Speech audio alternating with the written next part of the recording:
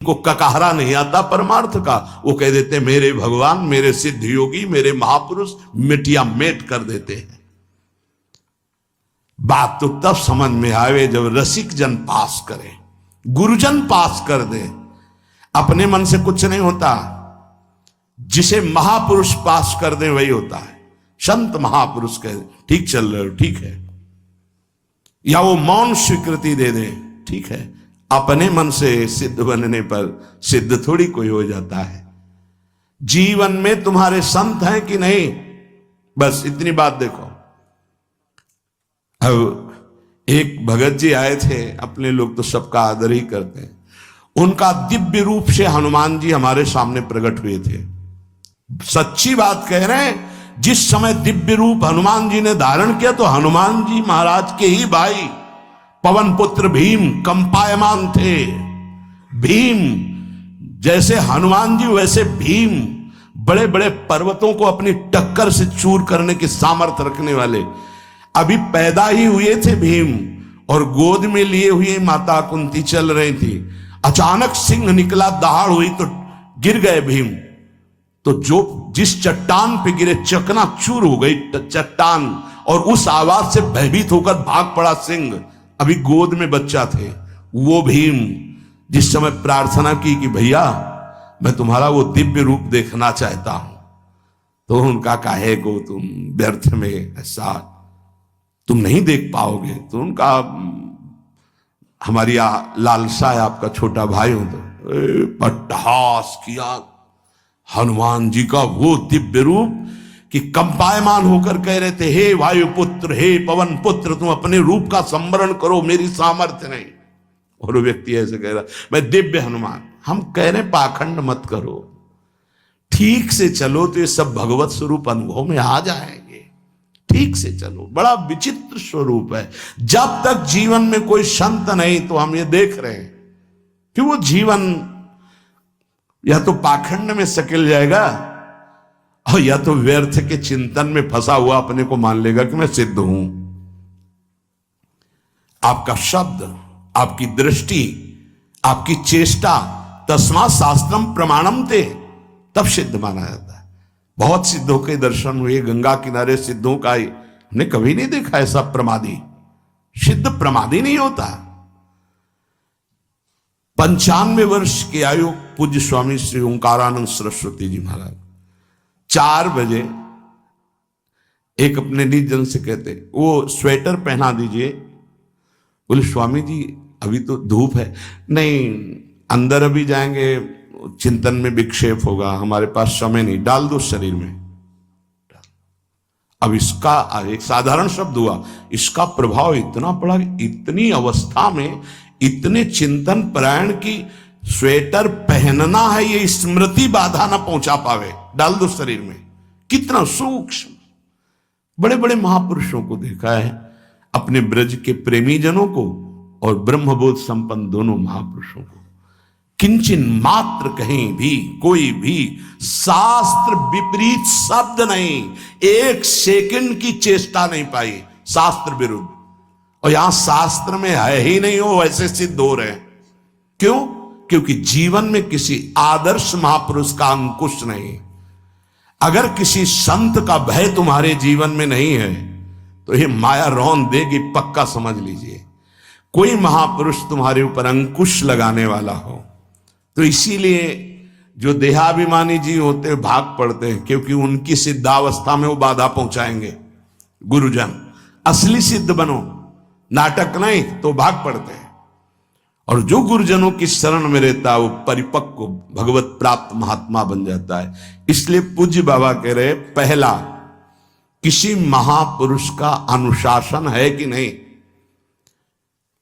प्रगट में अनुशासन जरूरी है, प्रगट में अनुशासन जरूरी है। नारदानंद सरस्वती जी महाराज नैमिषारण्य के पीछे आए थे, कुछ परिक्रम उन्होंने बताया। अब वो पधार गए जो वहां के अधिकारी बनाए गए, विवेकानंद जी। नए वस्त्र धारण करके आ गए। सदवई में मना है, यदि ऊपर का नया वस्त्र हो तो नीचे का पुराना और मलिन होना चाहिए। अगर नीचे का तो फिर ऊपर का पुराना मलिन, मैच नया क्रीच एकदम, ये सब साधुता के कुछ नियम होते हैं, साधुता की एक मर्यादा होती है। तो वो दोनों नए पहन करके आ गए, भूल हो गई उनसे, देखा शिष्य। और नैष्ठिक ब्रह्मचर्य में सफेद कपड़े पहनाए जाते, तो और वो खिले हुए ऐसे बांधे, ऐसे सब। उनकी दृष्टि गई, लाख लाख जहां बैठकर सत्संग सुनते हैं स्वामी श्री नारदानंद सरस्वती जी, बड़े ही महापुरुष थे, अपार भीड़। और सत्संग के बाद 1 घंटा सबको एकांत, चिंतन करो क्या, वहां ब्रह्म ज्ञान का सत्संग होता था। प्रातःकालीन बेला पे जैसे अपने यहां सत्संग होता है, वहां थोड़ा विलंब होता था, 5:30 बजे, जो निज जनों का। वो योग वासिष्ठ से कैसे तुम्हें बताएं, जो उस सभा में बस यही लगता है कितनी जल्दी देह राख छूटे और अपने स्वरूप में महापुरुषों का वचन का प्रकाश होता है। एक सत्संग होता था सामूहिक सब लोगों को, एक होता था पर्सनल, जो दिव्य साधक हैं केवल वही बैठ सकते हैं, अन्य नहीं। ऐसे पूज्य बाबा के यहाँ भी एक होता था पर्सनल ज्ञान का और एक होता था सामूहिक प्रवचन। तो उस समय सामूहिक सत्संग चल रहा था, काफी सब समाज लाखों की थी। देखा दूर से, एक शिष्य से कहा गौशाला में जाओ, गोबर को गीला कर दो। उनसे कहा विवेकानंद गोबर की छवियां भर करके यहां खड़े हो सत्संग के पास। अब वहां नन नच हो नहीं सकता, और गीला गोबर तो जो 2 घंटा सत्संग हुआ पूरा टप टप ऐसे कपड़ों में, पूरी हालत बिगड़ गई। क्या था ये?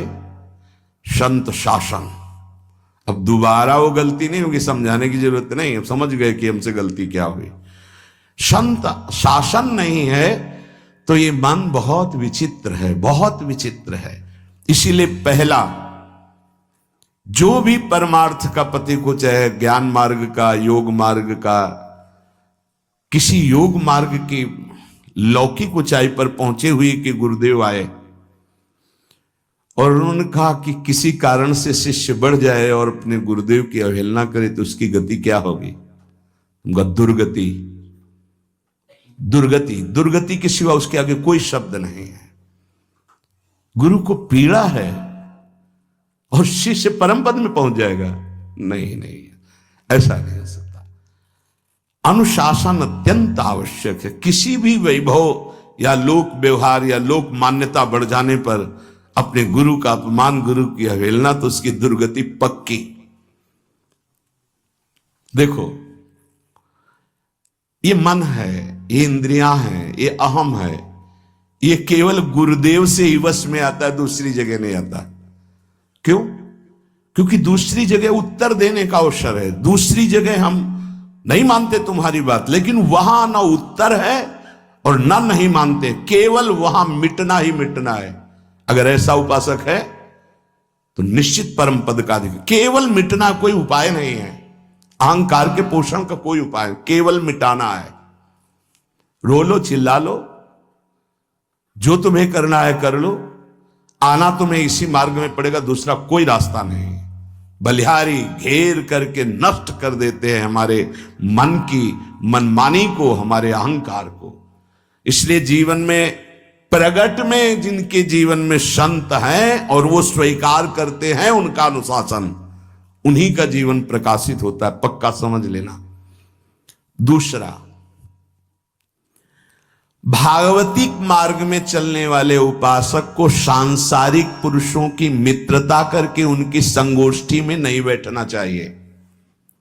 इस बात को बहुत अच्छे से समझ लो। सांसारिक पुरुषों की जो वृत्तियां होती हैं उनमें बड़ा आकर्षण होता है भोगों का, प्रपंच का। जो साधक भ्रमणशील हैं, अगर वो गृहस्थों के यहां जाकर उनकी सैयाओं पर सोते हैं तो उनकी दुर्दशा क्या होती है चित्त की, वो खुद अनुभव करके देख ले। आज तो शास्त्रीय पद्धति को समझा ही नहीं जा रहा। जब बड़े बड़े सुभट गंगा किनारे त्याग, वैराग्य, ज्ञान के मिले ना, तो आगे का रास्ता खुलता चला गया। सांसारिक पुरुषों के समुदाय में बैठना था। वो तुम्हें भगवान कहेंगे, ईश्वर कहेंगे, अवतार कहेंगे, उनको कुछ ज्ञान नहीं।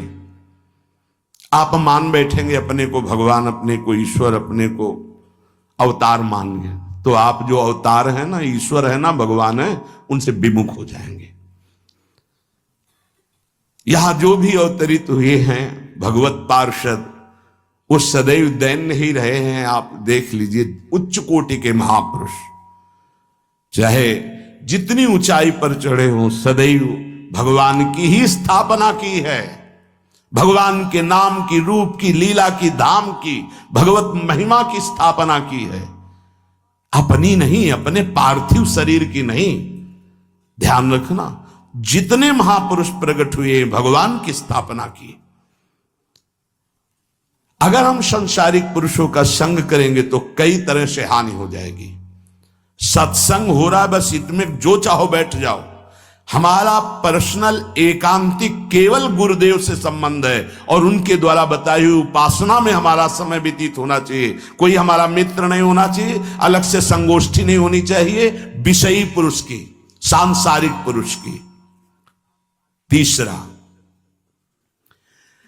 किसी भी अपनी निंदा करने वाले के प्रति कभी भी बुरा व्यवहार बर्ताव नहीं करवाना चाहिए, क्योंकि भगवान प्रेरित करते हैं निंदा करा करके महान बनाने के लिए। ये शब्द याद कर लो।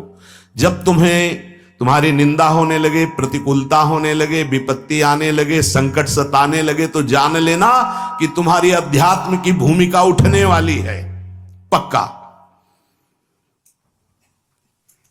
ये अध्यात्म की भूमिका उठना बहुत कठिन होता है। अध्यात्म का प्रवचन कर लेना बहुत सरल होता है, नहीं?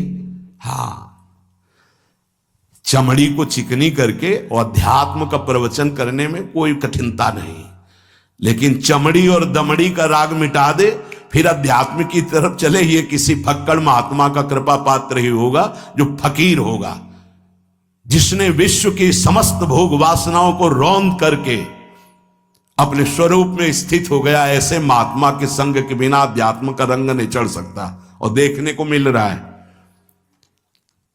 जब तक हमें अध्यात्म का परिचय नहीं है तब तक कहीं भी हम राजी हो जाते हैं। अरे राजी होने को तो टाकीज के सामने देखो जाके, हजारों की भीड़ लगती, लाइन में खड़े होते हैं, पैसा देते हैं, और क्या देखने जाते हैं? झूठा तमाशा।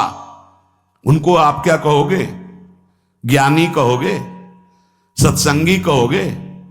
भीड़ का इकट्ठा हो जाना कोई अध्यात्म का चमत्कार नहीं होता। तो अध्यात्म का चमत्कार तो अंतर की वृत्ति का परिवर्तन हो जाना होता है। नहीं तो अगर एक नृत्य करने लगे ना तो हजारों उसको देखने खड़े हो जाते हैं।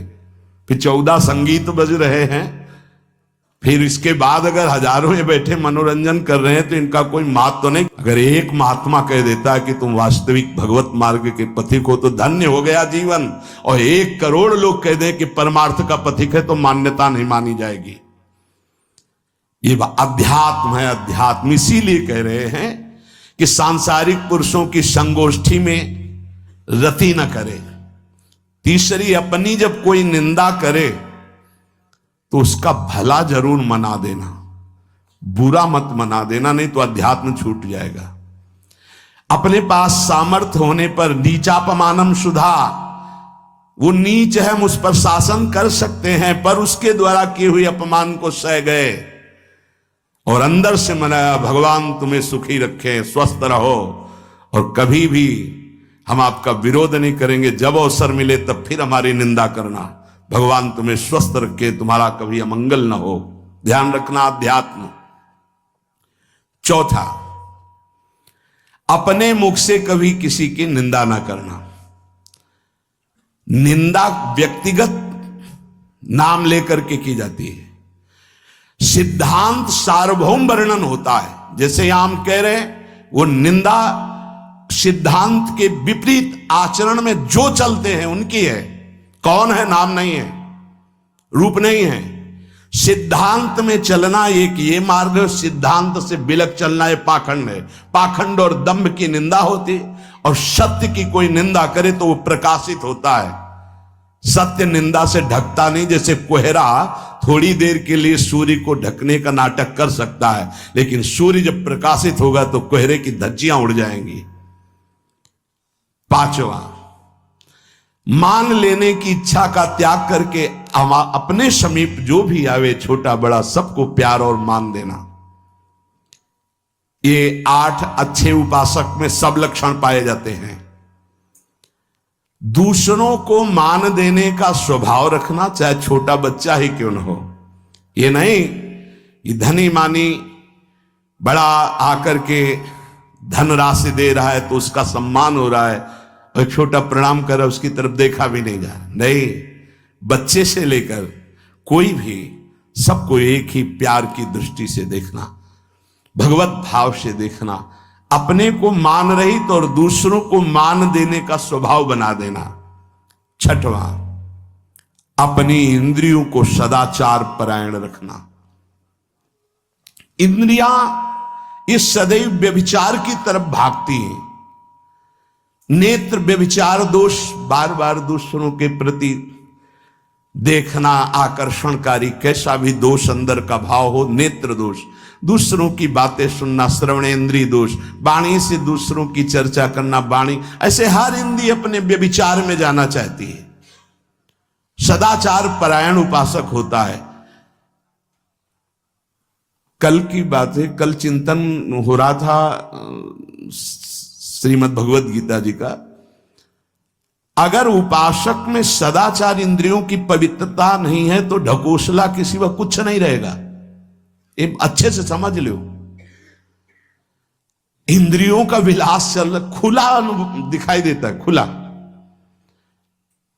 एक दृष्टि होती है उसमें दिखाई देता है। अंतर में ब्रह्म बैठा हुआ शांत मौन है और ये समझ नहीं पा रहा, केवल नाटक पे लगा हुआ है। अपना मन, अपनी इंद्रियां यदि संयम में नहीं है, सदाचार में नहीं है, तो ढकोसला ही है, आडंबर ही है, नाटक ही है। पक्का समझ लीजिए। अगर वो संयमी नहीं है, जितेंद्रीय नहीं है, मनोनिग्रही नहीं, तो अध्यात्म क्या है? क्या प्रवचन हो रहा है? किस बात का प्रवचन हो रहा है? जो अनुभव हुआ उसका हो रहा है, शास्त्र सम्मत हो रहा है। जितेंद्रियता नहीं, इंद्रिय निग्रह नहीं, मनोनिग्रह नहीं। 6वां, सदाचार परायण, अर्थात इंद्रिय और मन शास्त्राज्ञा के अनुसार चले। जिसका इंद्रिय मनोनिग्रह युक्त समय व्यतीत होता है भगवत चिंतन में, वो महापुरुष है। अभी वर्तमान में ही है, चिंता मत करो, स्थिति जागृत होने में देर नहीं।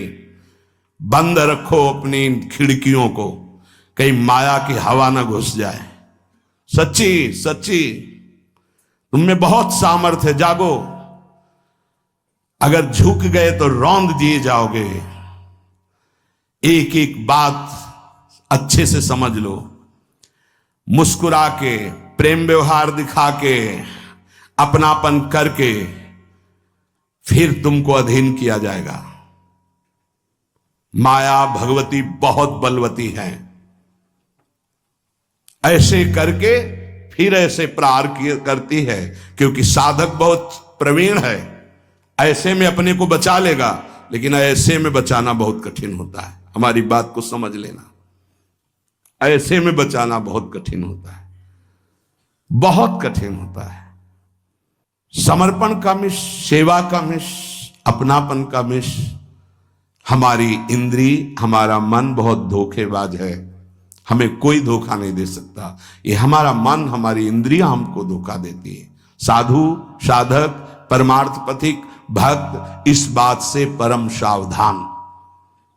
सदाचार और सरलता, संयम के साथ हमारा समय व्यतीत होना चाहिए।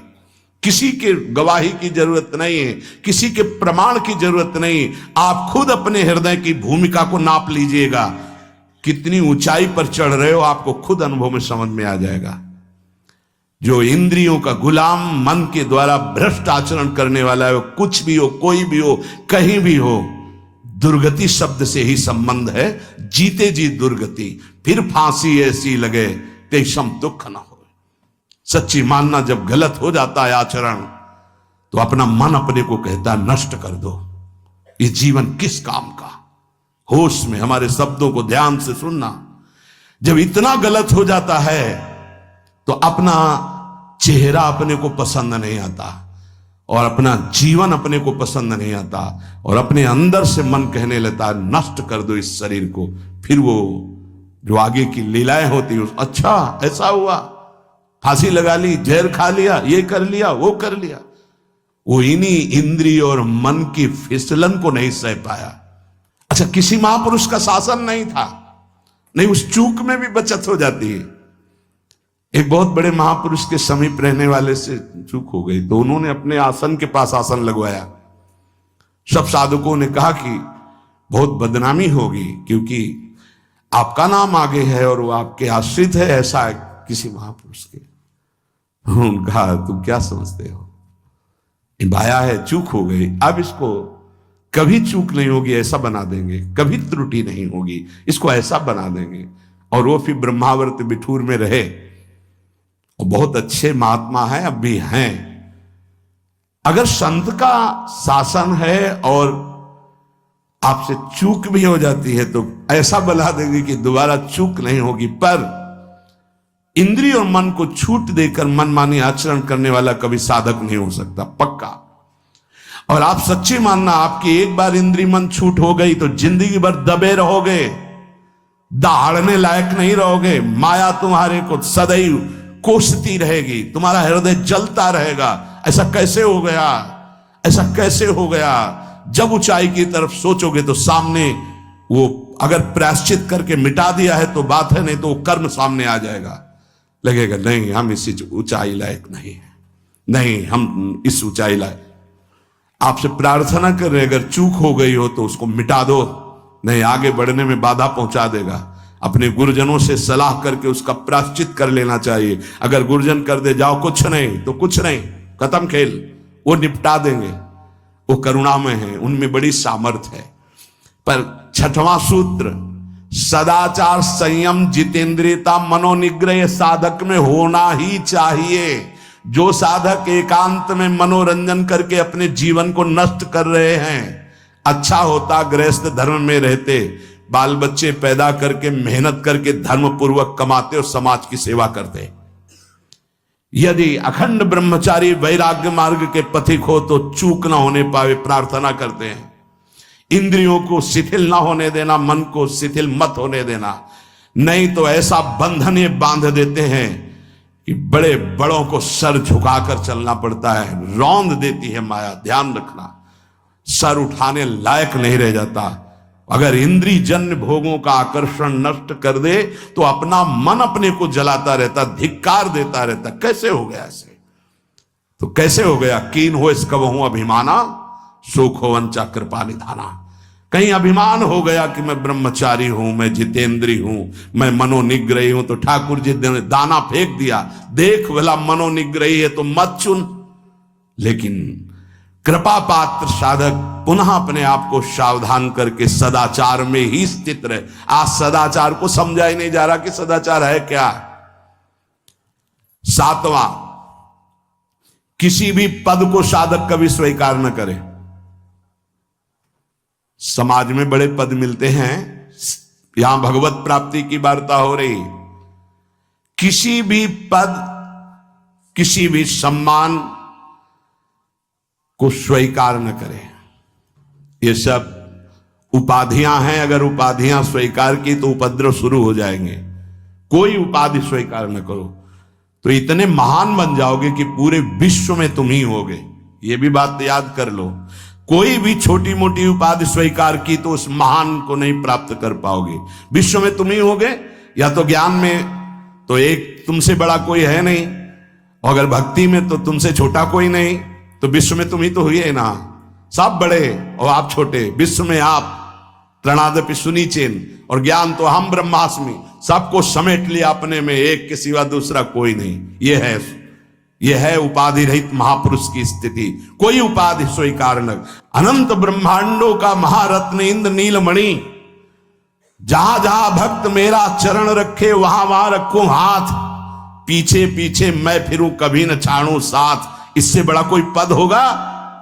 निरपेक्षम मुनिम शांतम निर्वैरम समदर्शनम अनुब्रजाम्य हम नित्यम पूये अत्यंगुरेणु भी। जिसकी चरण रज लेने के लिए परब्रह्म परमात्मा पीछे डोलता है, वो है ये पद। जब कोई पद नहीं स्वीकार करता तो ये पद प्राप्त होता है। इसलिए सातवां, किसी भी उपाधि को, पद को साधक कभी स्वीकार न करे। आप यहां के अमुक बन करके अमुक नहीं, सेवाएं सब हैं पर सेवक हूं, कोई पद नहीं। देख लो बड़े बड़े महापुरुषों को।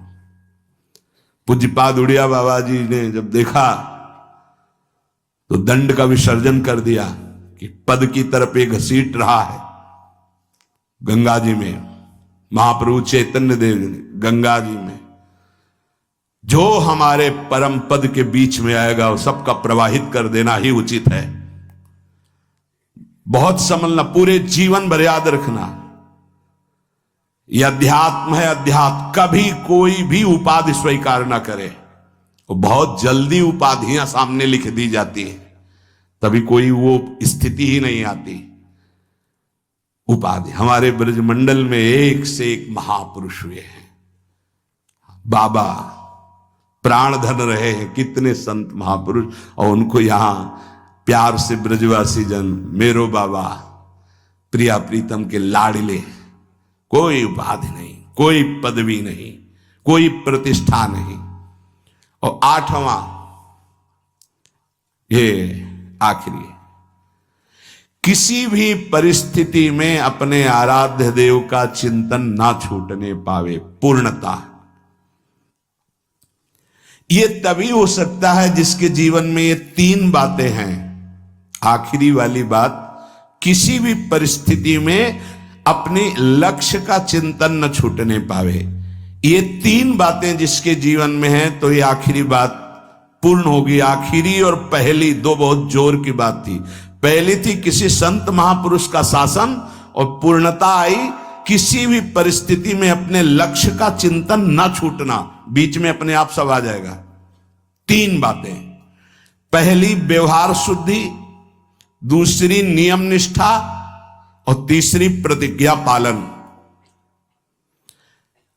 तुम चाहे जिस संप्रदाय के हो, जिस वर्ण के हो, चाहे जिस आश्रम के हो, और चाहे जो हो, यदि तुम परमार्थ के पथिक हो, ये तीन बातें नहीं है तो तुम्हारा पतन हो चुका है। पतन हो जाएगा नहीं, नाप लो, तुम्हारा पतन हो चुका है। पहला, व्यवहार शुद्धि। आपका जीवन किस मार्ग का प्रतीक है? बोले गृहस्थ। आप अपनी मर्यादा में, आपकी जो मर्यादा है प्रवृत्ति मार्ग की, उसी के अनुसार एक सीमा में रहकर आपका इंद्रियजन्य व्यवहार। दूसरा, आप कौन? विरक्त मार्ग के पथिक। अब विरक्त मार्ग के पथिक के बहुत से रास्ते हैं, संन्यास, योग मार्ग, अमुक अमुक अमुक अमुक, लेकिन हर निवृत्ति मार्ग का एक ही उपदेश है, उसका व्यवहार शुद्ध होना, इंद्रिय संयम, मनोनिग्रह। अगर वैरागी होकर इंद्रिय संयम नहीं है, मनोनिग्रह नहीं, तो उसका व्यवहार अशुद्ध है। इसी में सब आ जाएगा, सब कुछ, सारा व्यवहार आ जाएगा। गृहस्थ होकर यदि उस सीमा के अंतर्गत नहीं, बाहर भ्रष्ट है तो साधक ही नहीं। विरक्त होकर यदि उसका व्यवहार शुद्ध नहीं, देखो चूक हो जाना अलग बात होती, हो गई गलती, सुधार कर लो, पूरे जीवन में पुनरावृत्ति ना हो। हमारी आखिरी श्वास तक भगवत प्राप्ति का रास्ता शास्त्र देता है। अगर आपसे चूक हो गई, अभी तक समय बर्बाद हो गया, अब